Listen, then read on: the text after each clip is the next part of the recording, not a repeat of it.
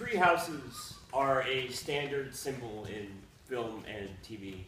They're usually used to symbolize like innocence and suburban life and that sort of thing. I actually had a tree house of my own when I was 4th and 5th grade, about 10 years old. Me and 5 of my friends built one at the end of our neighborhood. The thing, it was, your standard tree house. We hid cigarettes and porn. I won't tell you which one was mine, but I've never smoked a cigarette. The thing that made ours unique was that ours resided in Siesta Manor, which was a trailer park in the #1 meth county in the country. Now, I do not say that as a general statement. Look up Jefferson County, Missouri. It's still in the top 3. It is a real statistic, to give you an idea. Now, there was 5 of us. Myself, Joey, his younger brother Mike, Josh, and Chris. I don't have time to tell everyone's story, I'll just tell Joey's. I think this tree house, the thing is, when you're 10 years old and you live in a meth-filled trailer park, at that age you're starting to realize that you live in a meth-filled trailer park. You're starting to realize that not everyone, like, you guys didn't have to worry about a drug dealer across the street. You didn't have a meth lab blow up down the street. You didn't have cops asking what you were doing just for walking down the street. I'm sure some of you did, but not everyone. So that tree house was our way of reenacting or capturing what we saw on TV, but not in our living room. So Joey was my best friend among this group.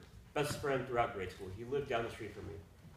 We bonded because we did not go down that road of drugs and alcohol and just general, I'll say it, white trash. Joey's family, particularly his stepdad, was very religious, the good kind of religious, as I like to say. I like to read. So we both wore it as a badge of pride that we weren't in this club of just drugs and alcohol. And everyone kind of knew it. We were cool with everyone, but there was just an understanding that we're not a part of that world. Until 5th grade. Joey doesn't come to school for a couple weeks. And I hear stories, I hear this and that. I don't know why. I call him, he doesn't answer. I go over to his house, he's not there. His stepfather, who was his only father figure really, and a very great guy, fell asleep behind the wheel and wrapped his car around the telephone pole. Died instantly. His whole family eventually had to move out of the park, but Joey was devastated. And I refused to believe this until he showed up at my parents' house one day. I remember this like it happened this morning. Sat at the foot end of my bed, crying. He said, "It's true. He died. I don't know what I'm going to do." Now, I heard a couple of people today talk about that they work with kids. If you ever work with kids, or you have kids, or you've been around kids, I don't know if you've ever been in a room the moment a kid gives up, but I have, more than once. This is the one that sticks out with me, though, because Joey was like a brother to me. And I could say, knowing the rest of his story, that this was pretty much the moment he gave up, was that week or so. I leave him alone. He goes off for a few more weeks. I don't talk to him, but I start hearing these stories from Josh and Chris and everyone else. Him and Mikey crawled into the bottle hard, and they weren't coming back out. I'm sure some of the stories were hyperbolized, but I know some of them weren't. Any bottle, booze, or medication, if it was in front of them, they didn't give a shit. They just put it down. I don't see Joey for 3 or 4 more weeks. One day he shows up at the bus stop, and I'm excited. This is my best friend. I'm thinking, all right, he did his thing. He went through his period of mourning. Now he's coming back to normalcy, or he's trying to.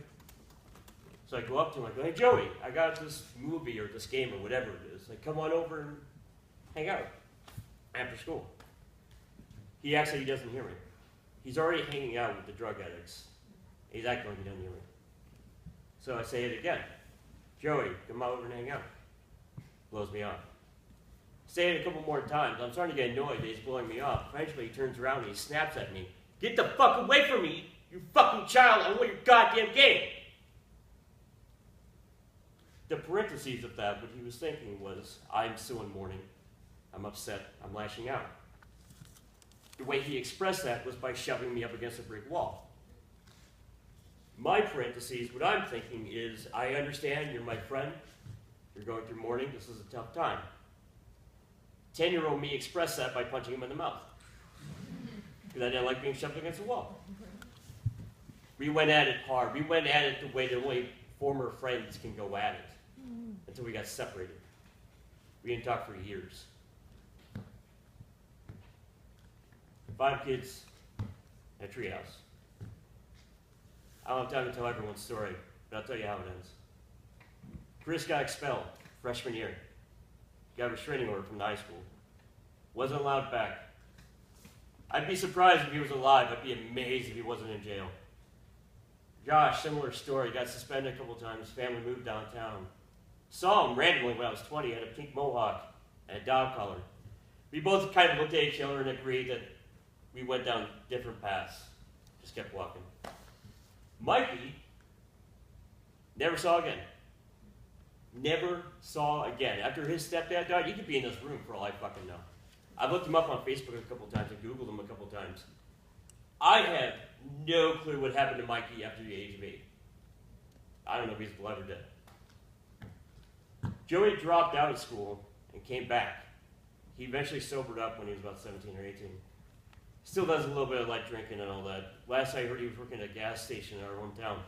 And that just leaves me.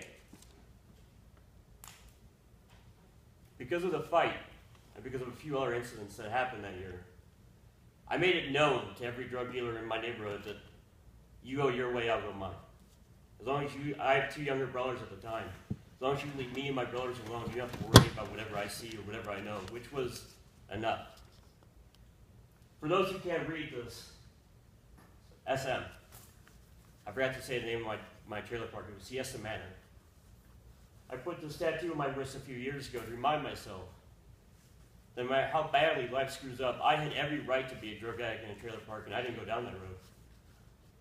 I remind myself that I'm not one of the kids that gave up, I'm sorry. I'm not one of the kids that gave up. I was on the head of my bed, not on the foot of my bed. I put that there to remind myself, no matter how badly I screw up, no matter how badly things get, I'm doing all right. Thank you.